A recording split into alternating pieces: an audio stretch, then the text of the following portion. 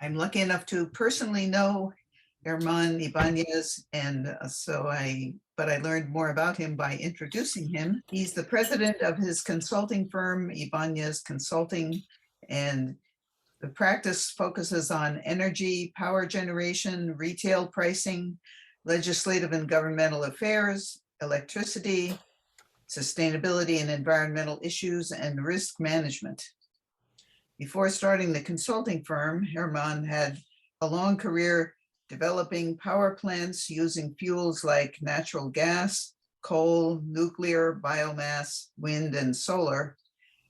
He certainly got around for independent power producers and generation equipment companies. He has worked for companies like NRG Energy, Coastal El Paso, Westinghouse, Rolls-Royce, and the infamous Enron. He has an MBA from the Thunderbird School of Global Management and BA from the University of Texas at Austin.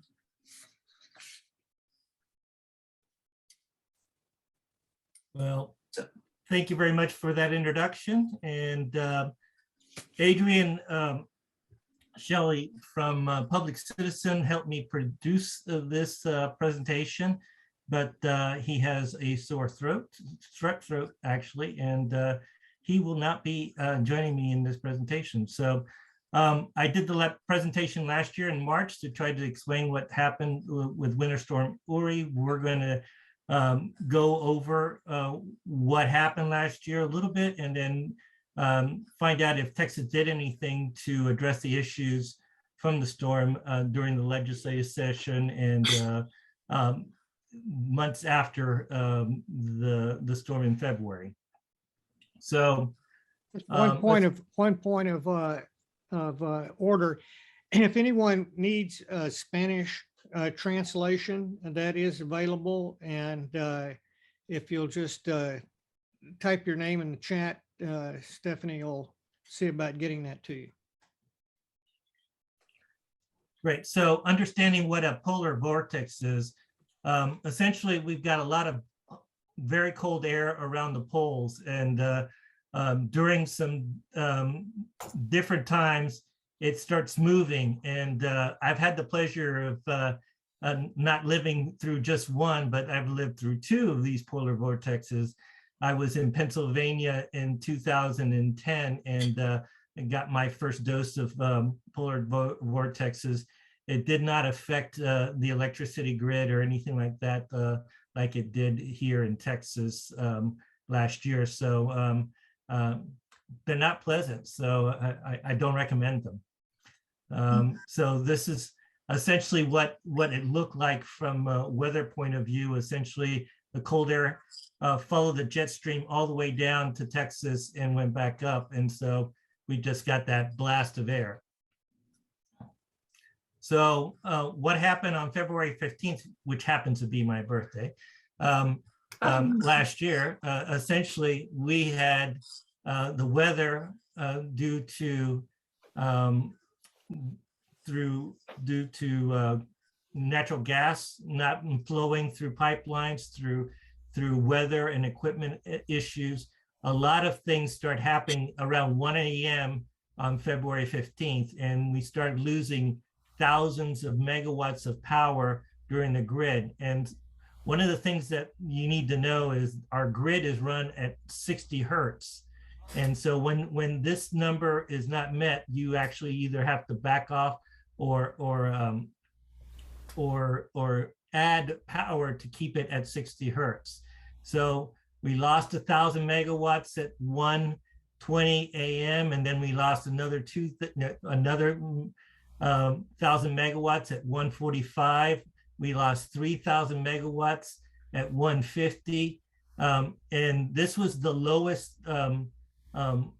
amount of hertz away from 60 that we've ever been.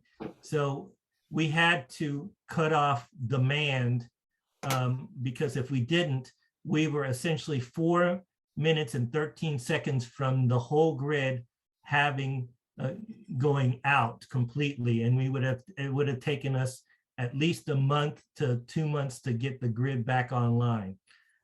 Essentially, we had essentially in half an hour, we lost 10,000 megawatts of online generation on February 15th, which had never happened before in ERCOT. So one of the governors started saying, hey, renewables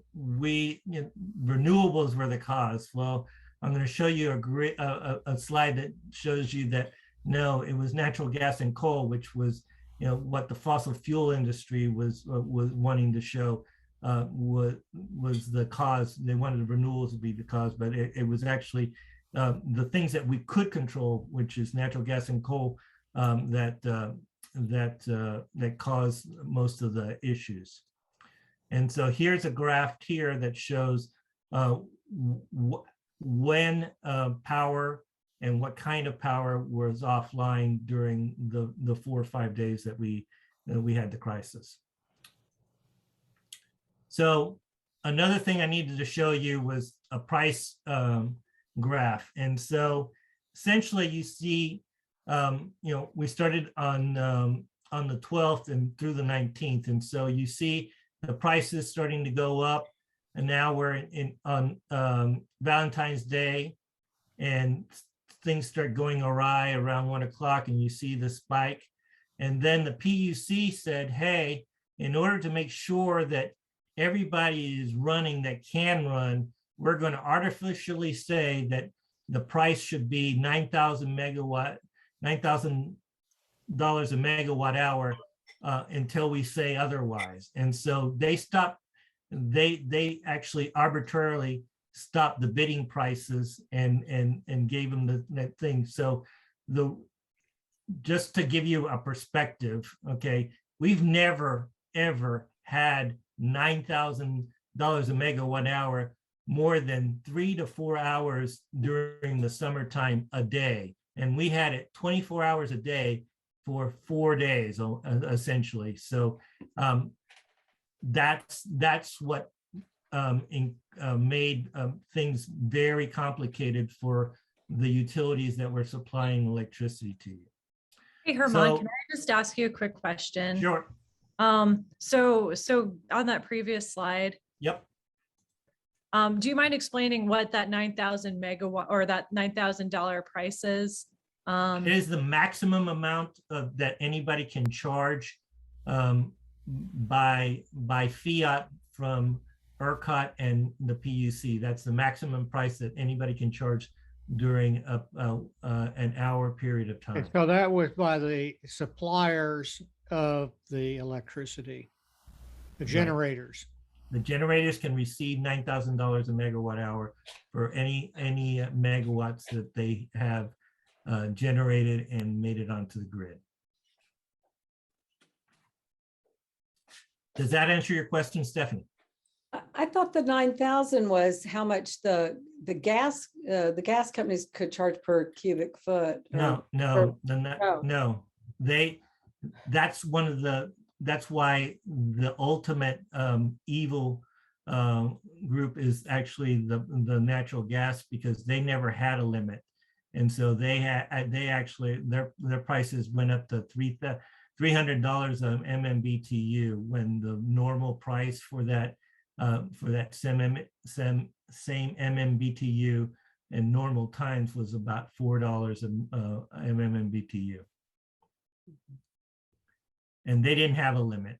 And also the auxiliary power, which is so the safety net that the people have to subscribe when they buy power from the grid, that didn't have any limits either.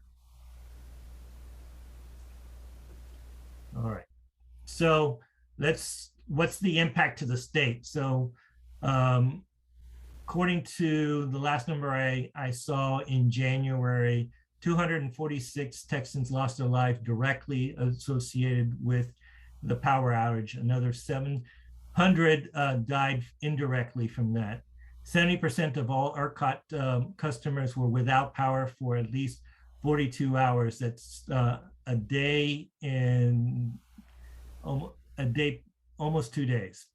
Okay. 4.5 million homes and businesses were without power. $295 billion of impact, economic impact due to the storm, which according to the Texas Tribune, may be the costliest storm to date. We had 49% of the ERCOT customers actually lost access to running water for almost 2 days. Multiple electricity providers declared bankruptcy, and and there's no index pricing for residential customers without signing a waiver.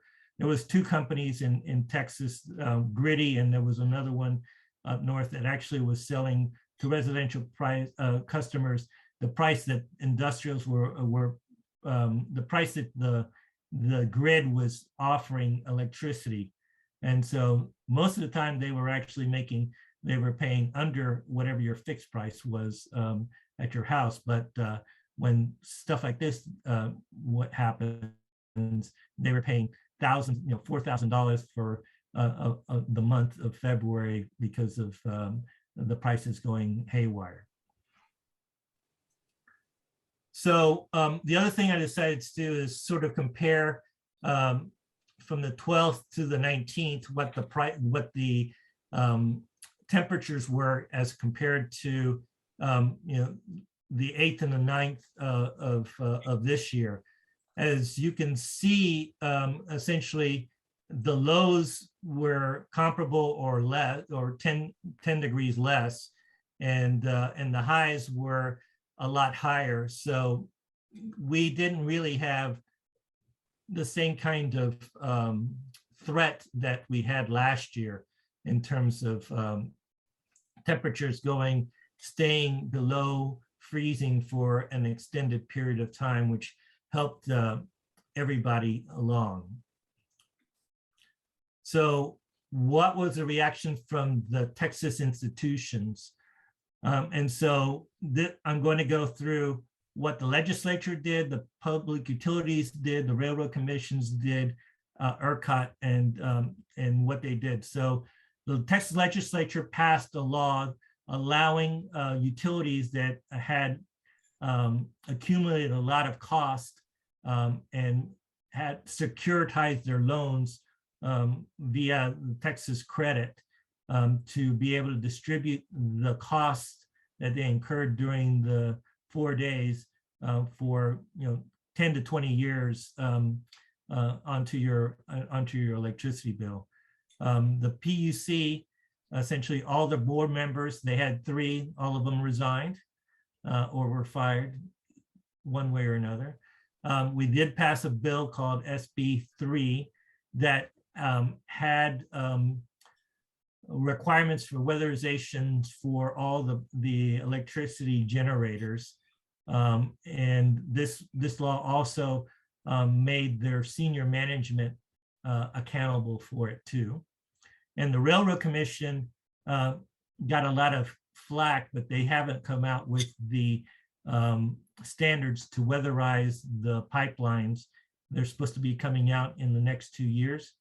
And so we're anxiously seeing what that is. And then there was a loophole that the media found that essentially said if they put in an application and pay $150, they didn't have to do anything. And so the media made a fair amount of stink on that, and that loophole was closed. ERCOT, the CEO resigned, and magnanimously he decided not to take his severance. And if I remember, Jimmy, you might need to help me. I know it was at least $600,000, but it could have been up to $800,000 that he was owed on the severance. So he didn't take that. We have another, and they have a complete new slate of board of directors. And one of the things that the Texas legislature did is they want to make sure that we didn't have any non-Texans on that board of directors. And they said that you couldn't be out of state, even though we might have benefited a little bit from hearing how the other independent system operators weatherize their systems, but we don't need no stinking outsiders. They also, like I said, in that SB 3, they said every plant had to submit a weatherization plan by December 1st of this year, and the senior management must attest for those efforts. Attesting means that if they didn't do it right, you and I could have sued that senior management for lack of doing weatherization, besides the $1 million per plant fine. And then December 2nd, ERCOT started audits on weatherization. Listening to NPR in January, I think everybody passed their initial weatherization audits except for 4 plants. And I don't think anybody got $1 million fine, but they did, they pushed back on those 4 to try to make sure everybody was ready. Still to come, there's a couple of committees that need to come up with some standards, and then we're still waiting for the Railroad Commission to come up with their wellhead and pipeline standards. So what did the legislature didn't do? So we did not come up with any weatherization for gas supply. Just to familiarize everybody, I'm sure, Railroad Commission is it's an oxymoron. It is the agency that regulates all the mining operations in the state of Texas. So gas, oil, coal, uranium, anything that comes out of the ground, they are the regulator for it. And they've never changed the name. So it should be the Energy Commission or Oil and Gas Commission or the Drilling Commission and the Mining Commission, but we haven't done that. They didn't increase any of the penalties that the Railroad Commission could assess on violators. They didn't come up with any direct relief programs to help people with the damage to the house due to the storm. They didn't do anything to improve demand response or energy efficiency. Energy efficiency for residential customers is weatherizing their houses. And demand response is a program where people, industrials and commercial operations can sign up, and they will, the ERCOT can say, stop using electricity, and they will get paid essentially to stop, reduce their demand and allow other people to get the electricity that's flowing on the grid at the moment. They didn't make it easier to do distributive energy or interconnections.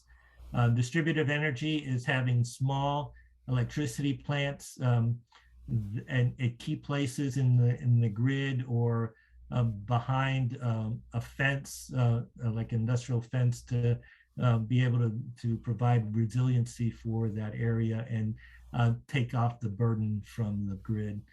They didn't increase any energy efficiency goals. They didn't make any changes to the building codes. And they didn't, the only thing they did specific to the climate is consult the state meteorologist. The only thing that we have, why we have a state weather guy is about 6 or 7 years ago, we were relying on the wind farms to tell us if they were going to flow or not. One night the wind didn't blow like they said they thought it was going to blow, and they almost cratered the grid because they weren't able to perform. So they decided to have their own meteorologists and fact check everybody's bids for wind power.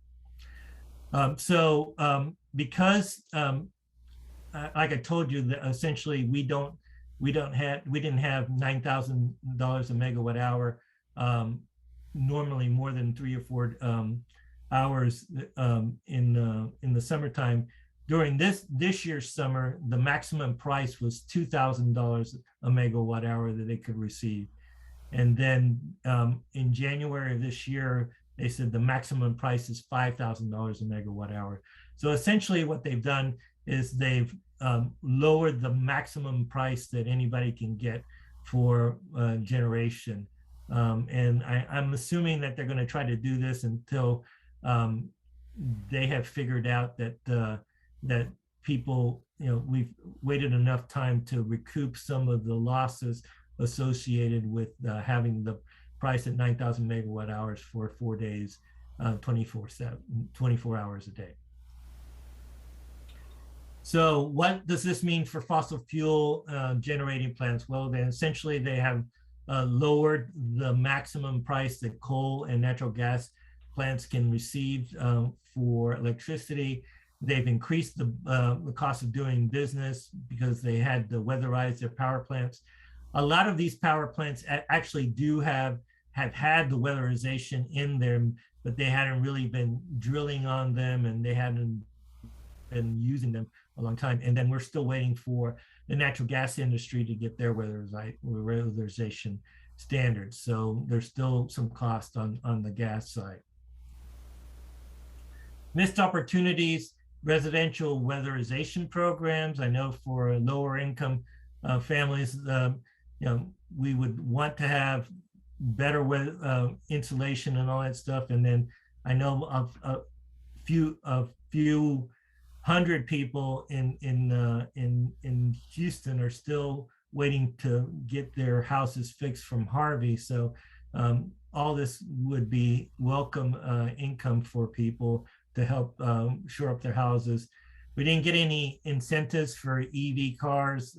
The only way that this would help you during the winter storm would have been if you had bought the car a lot earlier and essentially reduced the carbon emissions before this the weather event, and then it would have helped to keep you warm during that time instead of using barbecue pits and other stuff like that. And then no major incentives to have rooftop solar. So this is my last slide. Essentially, we need to encourage people to do distributed power so we aren't dependent on the grid as much as we need to. Demand response. If you have a smart meter in your house and you're allowing your provider to call on your house to reduce their demand, then you are doing demand response in your house. If you have a Nest meter and other things like that. Energy efficiency is essentially just insulating your house, weatherizing, getting better windows and caulking your windows. And energy storage, we have an increase of energy storage utility size, and then I see the commercials all the time of people trying to put battery storage in their houses to help with fluctuations in frequency and to help to go through the hump if we have another event. So that is my presentation, and I came in just over 22 minutes. So I'm ready for questions. So of that weatherization, was it just plans that the generators had to submit, or did they actually? No, actually they had to do something. Well, they had to submit the plans, and then the audits that the aircraft did actually proved that they had the things that they said. So I'll give you an example. They needed in South Texas project, they needed to fix one of the water pumps and be able to run a water pump at sub-freezing weather. So they must have had either heaters put into that pump station to make sure that it didn't freeze. So it would be stuff like that to make sure that the gas lines were heated enough to have the natural gas flowing through it for the power, natural gas stations to do it. They had to have for the wind towers, the windmills, they had to make sure that they had they defrosted the propellers essentially, and made sure that the gears could work in sub-freezing weather.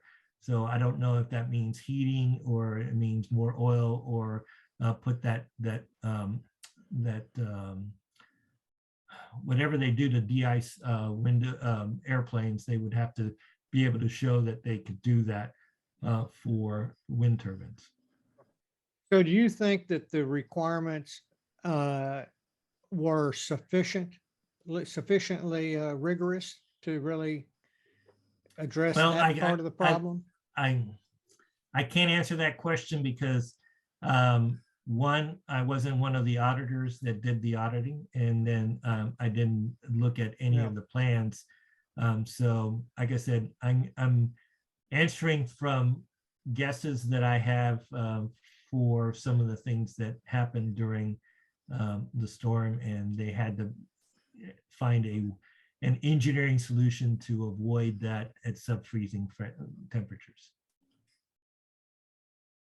I'd like to ask two questions. Is that audit public? I'm assuming that you could call ERCOT and see if that the results were available. I know that the reports that the FERC and one other group did, those reports are downloadable from ERCOT, but I don't know if the individual audits were available. I don't think the problem is I don't think you're going to see much. You're going to see a pass fail, but they're not going to tell you what they've done because of security purposes, and then they didn't want to share what they've done to their competitors on an individual basis. So I don't know what you're going to get, but I would call ERCOT. That makes sense. And what about, do you share your slides? This is going to be taped, and it's going to be posted on the YouTube video, but I'm happy to send you a copy of my slides as well if you like. Thank you. And I have it in Spanish and English, so there you go. Thank you. Mhm. Mary, are you trying to ask a question?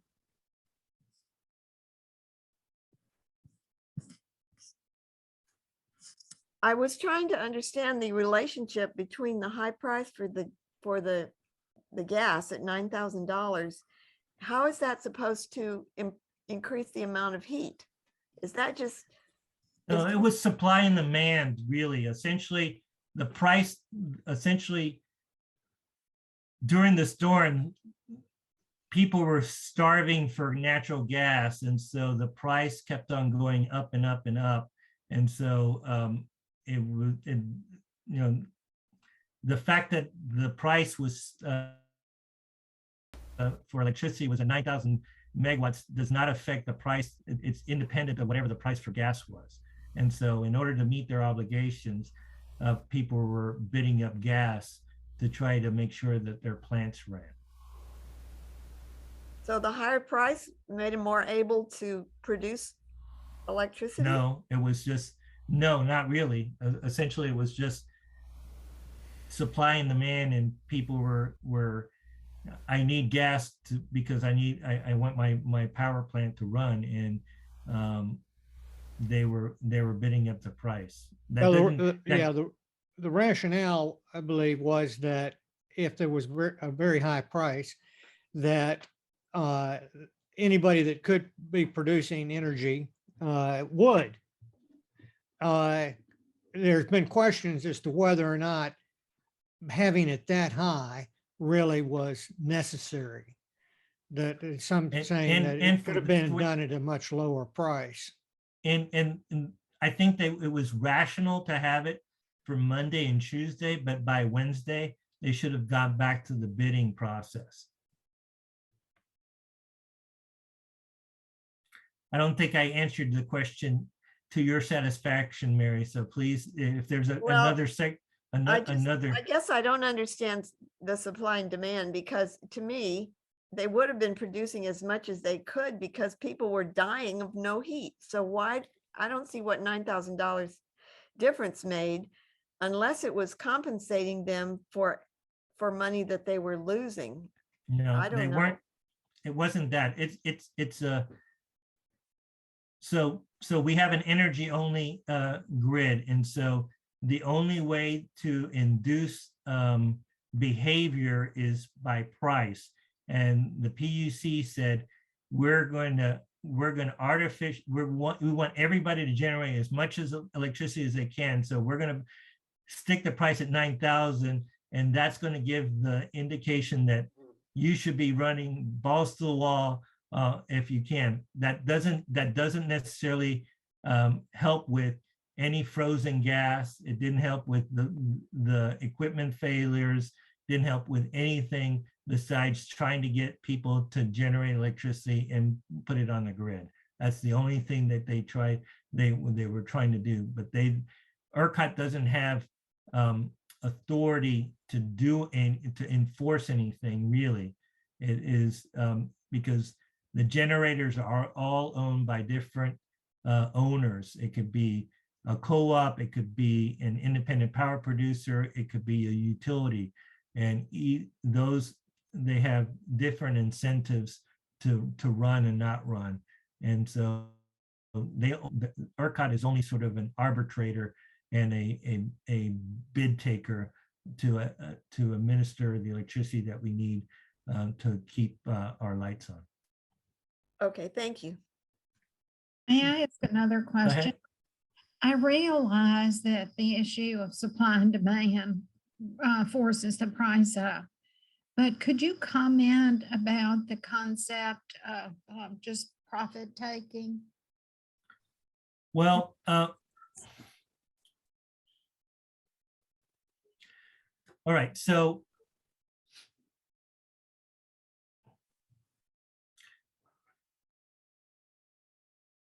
I don't think I guess I don't think the power plants were really profit taking because the PUC decided to arbitrarily fix the price.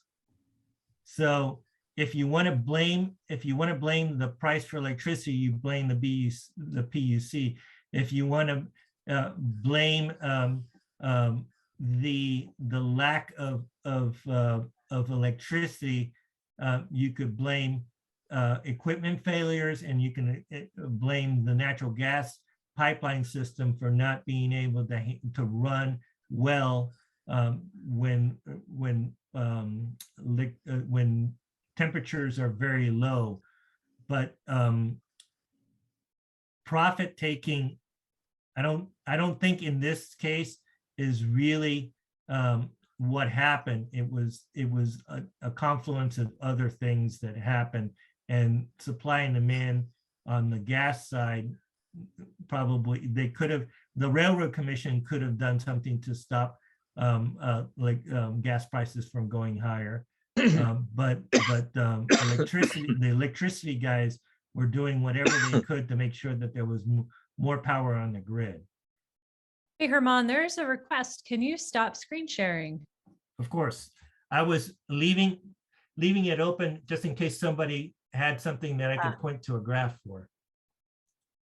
So how do we stop that? Cool.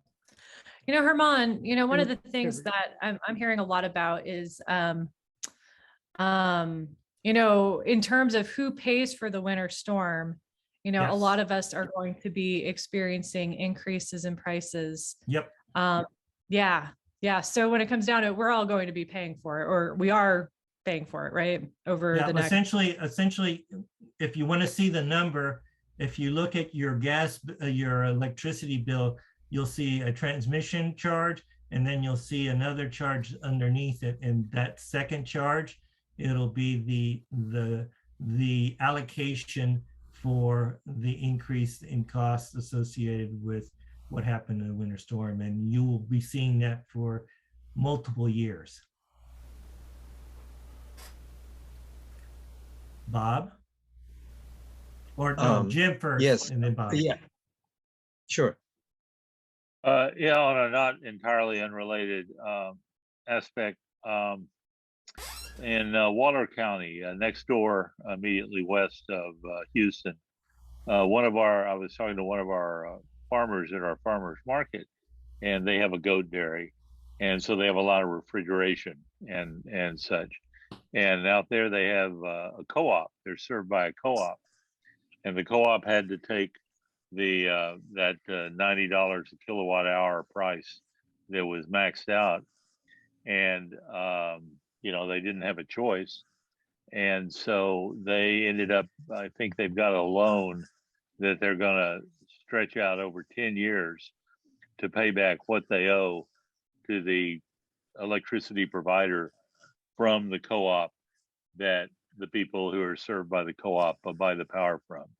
So that's going to be hanging over them for 9 more years. How much do they owe? I mean, it's millions.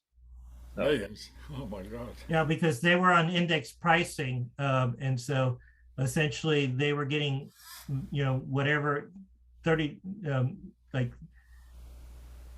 what is it, 3 cents a kilowatt hour normally, but because they switched, they weren't able to switch to a fixed price contract before the storm. They had to pay the large prices. Okay, right. Bob. I think I believe they were getting their electricity essentially, free market at whatever the market price was. Right. And when it wasn't a market price, it was a set price because it wasn't demand related. Then they were stuck. Mm-hmm. Hello. All right, Bob. Yeah, just wanted to ask, could you tell us? Dolores, did you have a question? I did want to talk for a moment. I just was wondering, since I'm hearing all these different conversations about the problem with Uri, who is over the people that has the power to get this fixed? Because our leadership in Texas sucks. And look like we just going around in circles. We holding all these meetings. People is steady dying in the state of Texas because we have poor leadership. And we meet and we meet and we meet. But to no resolve do we see any change. And it's a sad situation because I don't need a babysitter for my life. I want to be able to participate and make decisions about the life that I live, that God then gave me. So why can't y'all have some type of committees that involve the citizens of Texas to be a part of this? So this will never happen again. I don't want to play Russian roulette with my life, and I don't want anyone else to do that as well. So let's come up with a little bit different thing than we are talking about. Let the people of Texas be a part of whatever decision that the power make for us that we can agree with. Thank you. Well, Ms. Dolores, the only thing that I can suggest is make sure that you go to vote on March 1st and try to switch out the people that are in the Texas legislature and hold the the agencies that are in charge of those decisions. And so the Railroad Commissioner is up for vote, and the governor and others. So that's how you can change things. Right now, there's not a citizen representative for ERCOT, and they voted them. They tried to put that in the last legislature, and it didn't happen. So the only thing we can do is vote, and that's how we're going to be able to change things. All right, Bob. Excuse me, I just want to know one more thing. Can you invite the community? You know, most of the participants, they are, you know, people that's in this field. But can you just invite an ordinary community person to participate in these meetings?